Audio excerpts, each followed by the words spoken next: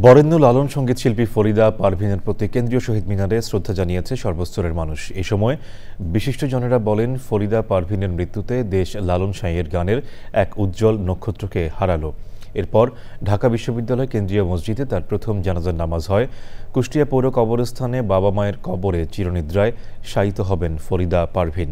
পরাগ আজিমের রিপোর্ট। শনিবার রাত 10:15টার দিকে রাজধানীর একটি হাসপাতালে শেষ নিঃশ্বাস ত্যাগ করেন বরেণ্য লালন সঙ্গীত শিল্পী ফরিদা পারভীন। রোববার দুপুর 11:15টায় তাঁর মরদেহ নেওয়া হয় কেন্দ্রীয় শহীদ মিনারে। সেখানে তাঁর প্রতি শ্রদ্ধা জানান অন্তর্বর্তী সরকারের উপদেষ্টা, সচিব, সাংস্কৃতিক অঙ্গনের বিশিষ্টজনসহ সাধারণ মানুষ।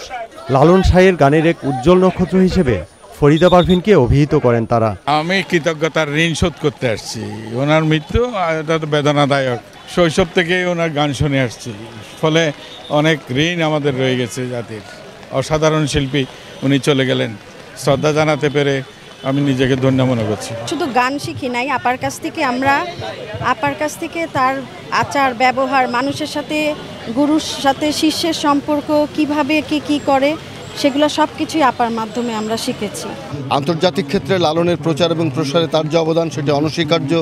আজকে যে লালনের গান নগরে এত প্রতিষ্ঠা পেয়েছে, মিডিয়াতে, গণমাধ্যমে, তার পেছনে ফরিদা পারভীনের অক্লান্ত পরিশ্রম। আজকে লালনের গান মানেই ফরিদা পারভীন মানেই লালনের গান।